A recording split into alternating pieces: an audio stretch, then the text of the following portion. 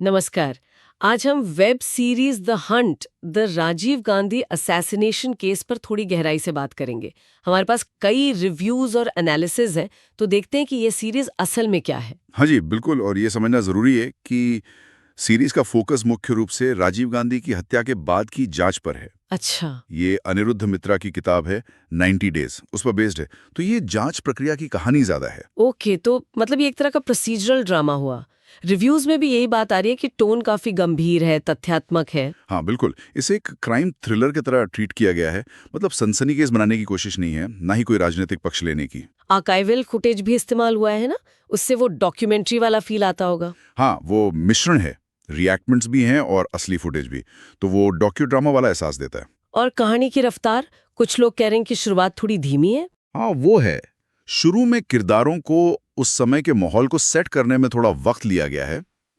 लेकिन जैसे ही एसआईटी मतलब स्पेशल इन्वेस्टिगेशन टीम की जांच शुरू होती है, खासकर एपिसोड 5 के आसपास, तो फिर रफ्तार तेज हो जाती है। काफी तनाव भी बनता है। लेकिन ये जो जांच पर इतना फोकस है, क्या इससे किरदारों पर असर पड़ता है? जैसे अमित सियाल हैं, जांच प्रमुख डीआर कार्तिकेयन के रोल में, उनका काम कैसा है? उनका काम बहुत सराहा गया है। संयमित, गंभीर, बिना ज्यादा शोर शराबे के उन्होंने किरदार को अच्छे से पकड़ा है। अच्छा। और दूसरी तरफ शफीक मुस्तफा हैं, जो एलटीटी मास्टरमाइंड शिवरासन बने हैं। उनके बारे में कहा गया है कि उन्होंने कम बोलकर भी एक खौफ पैदा किया है। इंटरेस्टिंग। तो मतलब एक्टिंग अच्छी है, पर क्या किरदारों की पर्सनल कहानी या इमोशंस दिखते हैं? वहीं पर थोड़ी कमी महसूस हो सकती है। मतलब किरदारों की अंदरूनी दुनिया या उनकी भावनाओं पर ज्यादा ध्यान नहीं है। कहानी का हीरो जैसे वो जांच प्रक्रिया ही है। समझी।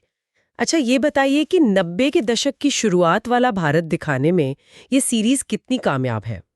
वो माहौल, वो लुक एंड फील। इस मामले में तो सीरीज को काफी अच्छे नंबर मिले हैं। वो लैंडलाइन फोन, पुरानी एम्बेसडर गाड़ियां, सेट्स, कपड़े, सब कुछ काफी विश्वसनीय लगता है। हाँ, वो दौर ही अलग था। बिना मोबाइल, बिना आज की टेक्नोलॉजी के जांच करना। बिल्कुल। और वो मैनुअल जासूसी की मुश्किलें, वो भाग दौड़, वो सब स्क्रीन पर दिखता है। लेखन और एडिटिंग भी कसी हुई बताई गई है। कोई कमी इस मामले में? एक छोटी सी बात कुछ लोगों ने उठाई है एसआईटी चीफ के भाषा चित्रण को लेकर। शायद कुछ असंगति लगी हो, पर ओवरऑल प्रामाणिकता पर जोर है। तो जैसा आपने कहा, फोकस जांच पर है। इसका मतलब ये हुआ कि हत्या के पीछे के कारण या वो जो बड़े राजनीतिक सवाल है। हाँ, या फिर घटना से ठीक पहले जो सुरक्षा में चूक हुई थी, उन सब गहरे पानी में सीरीज नहीं उतरती। तो ये विवादित थ्योरीज से बचती है। बिल्कुल। ये मित्रा की किताब की तरह 21 मई 1991 के बाद जो एसआईटी ने जांच की, बस उसी पर टिकी रहती है। राजनीतिक विश्लेषण या पहली की घटनाओं का पोस्टमार्टम इसमें नहीं मिलेगा। एक और प्रैक्टिकल बात, भाषा। सुना हिंदी वर्जन में भी तमिल डायलॉग बहुत है। सबटाइटल्स का क्या सीन है? हाँ, ये एक पॉइंट है। अगर तमिल संवादों के सबटाइटल्स ठीक से या हर जगह नहीं है, तो जो दर्शक तमिल नहीं समझते, उन्हें कुछ हिस्से फॉलो करने में शायद थोड़ी मुश्किल हो। ये तो दिक्कत वाली बात हो सकती है। हाँ, ये एक ऐसी चीज है जिस पर ध्यान दिया जा सकता था बेहतर अनुभव के लिए।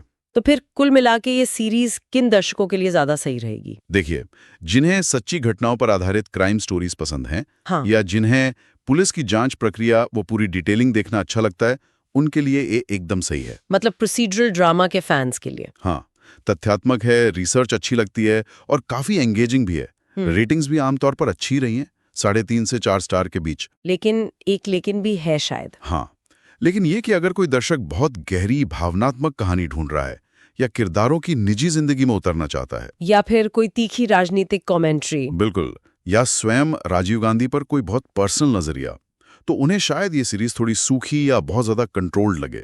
फिनाले भी, जैसा मैंने कहा, सटीक है, पर वो भावनात्मक ऊंचाई शायद नहीं छू पाता। तो मतलब ये सीरीज अपने लक्ष्य में सफल है, जांच दिखाना, पर ये उस पूरी घटना के हर पहलू को, खासकर मानवीय पहलू को, शायद उतना नहीं छूती। एकदम सही कहा।